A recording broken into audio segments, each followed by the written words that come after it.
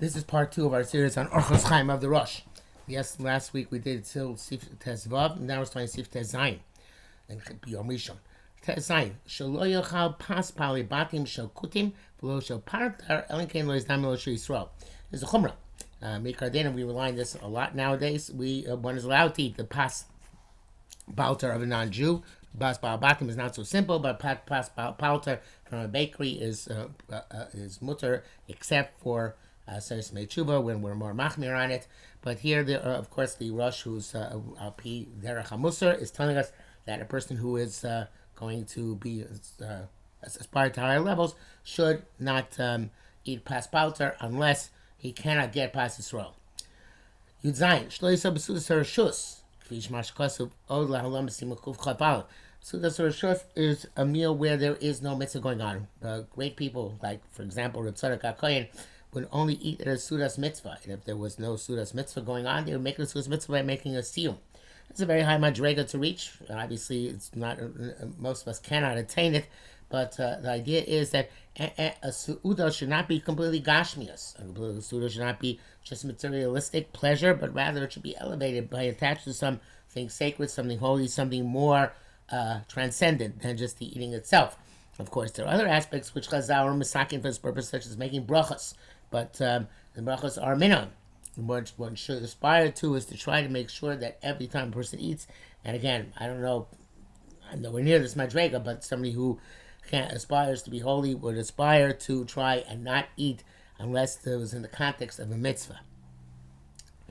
Not to speak idle chatter, even though the Chazal say it's a mitzvah, say, but the barta bum, you're supposed to specifically speak words of Torah and not idle chatter. It's not a real mitzvah. It's obviously a really, for most people, in Midas Chasidus, not to chatter in an idle way. And of course, in our ADD generation, this is something which, for us, certainly we can realize gives us over to all sorts of vistas and destinations which are not appropriate. So therefore, a person should very carefully and measure their speech. Since we know that how a person goes to sleep influences his dreams and his state of mind while he is sleeping, so therefore a person should try to go to sleep, fall asleep out of Divrei Torah and not out of Sicha B'Teila, so his sleeping time will be uplifted as well. This is, of course, again, a very high madrega.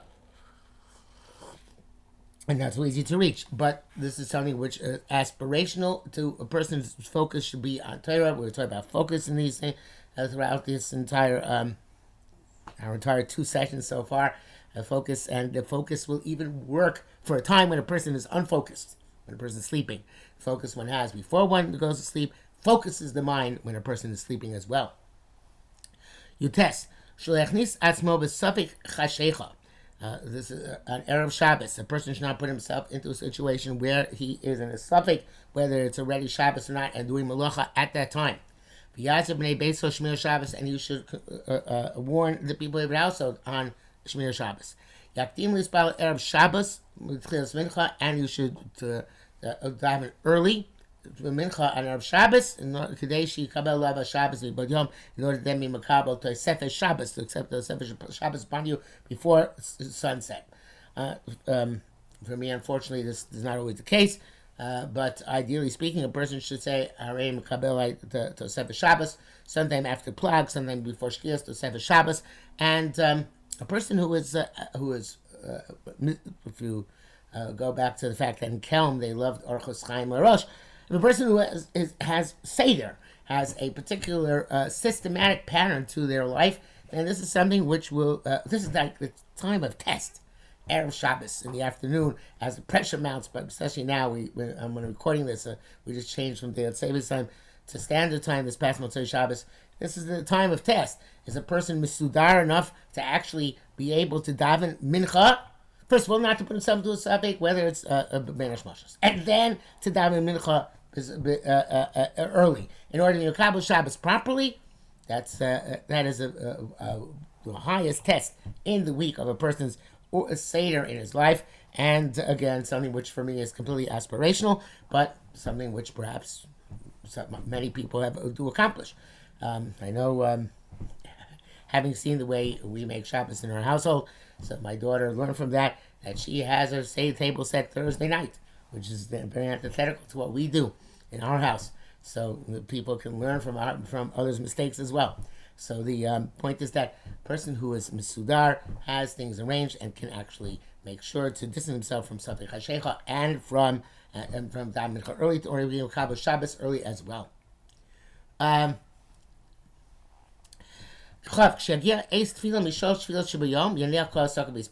the time of davening of any of the davenings of the day comes, he should relinquish all his other manners and daven. The Rosh and at the top of everything is that he should preserve his eyes from anything which is not his.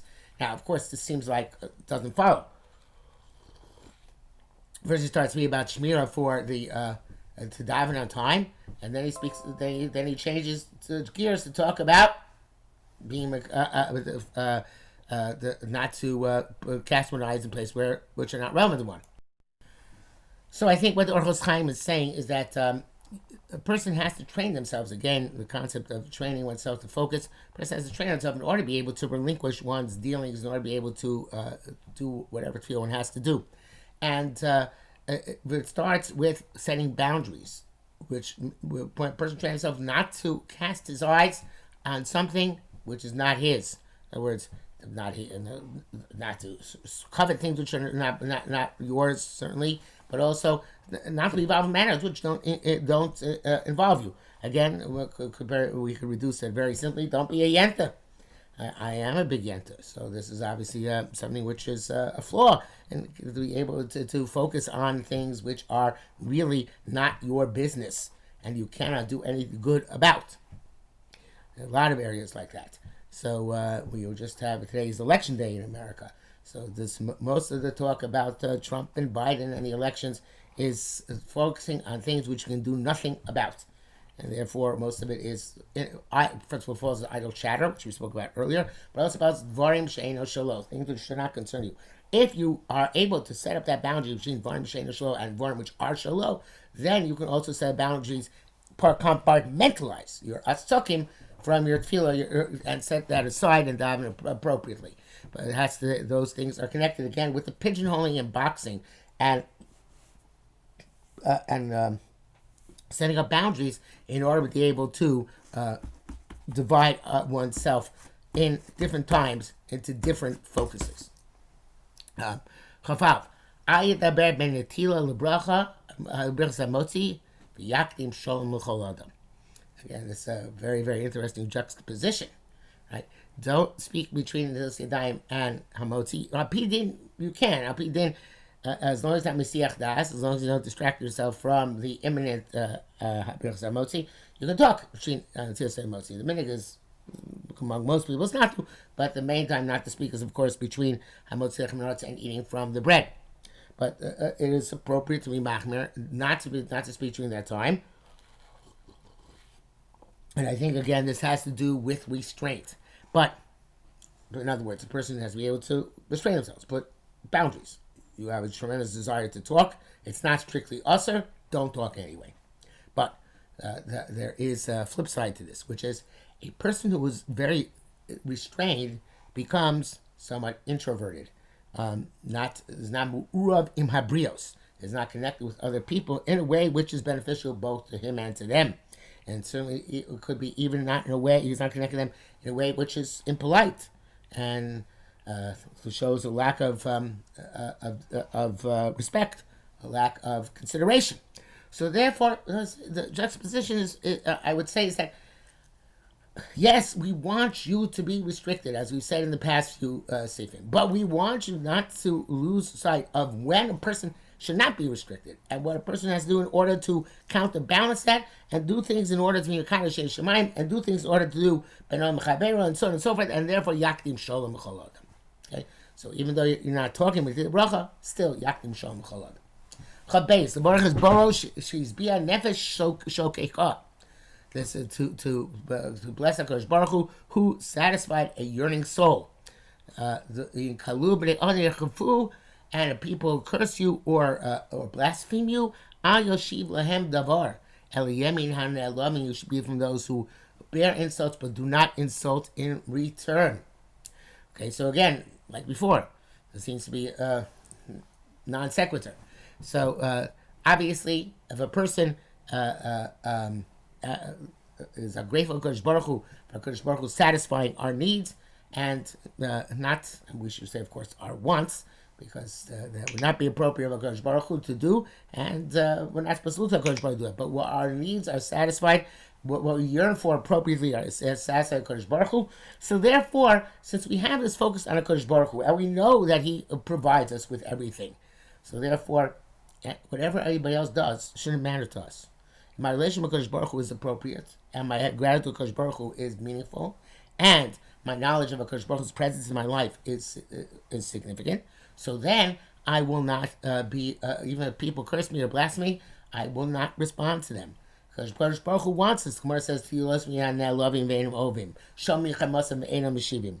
And they would describe as Ovav Kitseis Hashem B'Gvuraso. We're supposed to not respond. We're supposed to understand that what other people do to us or say to us is not relevant if HaKadosh Baruch Hu and Kaviyachol, if Hashem and I are on good terms. This is a very high madrega and very difficult to reach, but this is the way it should be. I should never gauge myself by what others say about me, and it should not bother me what others say about me. My relationship is with HaKadosh Baruch Hu. I believe it's Maitzin L'Chebes Avavos, and Marshall, I think it is, maybe it's a story, that someone once came to join a group of people who were very pious, righteous people. And the head of the pious society asked him, "My son, if somebody were to curse you and blaspheme like you, how would you respond?" He said, "I would not respond at all, even though I was upset in my heart." And the head of the group said that we can't accept you because for join us, you couldn't even be upset in your heart. And that is what the Rosh is talking about over here. Chav Gimel, v'lo yetzei l'riv maher. You could not go out to fight quickly. This is yourself from oaths and from vows. Because the sin of oaths and vows, a person's children, Rahman al Islam, are susceptible to death. So obviously, my hair is a very much linked to the previous sif, even if there's a justifiable cause. Before it's just people insult you. Either there's a justifiable cause, don't go out to fight so quickly, because you never know what the results of a fight are, and usually the results are negative, not positive. So don't go out so fast to fight. Be restrained. I have a fifth grade teacher once said to me, count to 10 before you become angry. That advice is found deaf ears, of course, but the idea is, yes, not to go out to fight quickly. And this impetuosity is what usually leads a person to accept oaths and vows which they later regret. So the principle is not to be impetuous, to restrain that drive and use it for positive things, of course, to be impetuously good when a person can. And I think that the idea is, Ba'avon Adorim Bani Mason means that a person who is too impetuous, who's too quick to jump to conclusions, is not going to be a worthy parent, because the person has to be able to judge their children, kapschus, to try and be as patient with them as possible, and beyond that, and therefore a person who is impetuous and not and does not weigh matters carefully before he proceeds on them is somebody who really is not going to do a good job with his children. Chavdal, b'sarchek min haschok min hakas. Prevent yourself from too much frivolity and from anger. Ki mebalbel rucho b'dai shel adam, because these things confuse a person's spirit and a person's intellect. She'avod tamid li'otzo ba'ava, always serve HaKadosh Baruch Hu with love. She'liniach davar la'asos me'inyan zos hatakana, and do not forsake anything which can be done as a result of this enactment. Okay, very fascinating piece. So distance yourself from frivolity on the one hand, anger on the other hand. These are both polar poles which are going to lead a person to deviate from the, so to speak, straight and narrow path. the person is too frivolous, they cannot think straight. Also, shimali peep. Also, shimali peep schok bolam hazeh. Now, a person is not allowed to fill his mouth with that laughter in this world. You normally understand this because this world is a morose place, and it's not worthy to be happy, especially in the time of the Churban. But really, there's another shot here, which is also a person will not be able, if they're so frivolous and always so merry, they won't be able to focus on what a person has to focus on, Olam Hazeh, which is Chavas Adon L'Amo, which is a serious matter. And of course, the person gets angry, not going to focus on that because their anger disrupts their judgment. Frivolity disrupts judgment, and anger disrupts judgment. So therefore, you have to distance yourself from both of them because they confuse you and distort you. They confuse your spirit because your spirit is supposed to be a spirit of Torah idealism, and laughter and frivolity are anger and frivolity are often inimical to the Torah spirit, and certainly there's such powerful emotions they don't leave your das, your intellect, free to function. So rather, what should a person do? A person should always be toil to love HaKadosh Baruch Hu. In other words, loving HaKadosh Baruch Hu is ultimately the that which is going to prevent a person from being too frivolous. A person doesn't want to disappoint Hashem, and he doesn't disappoint anybody you love.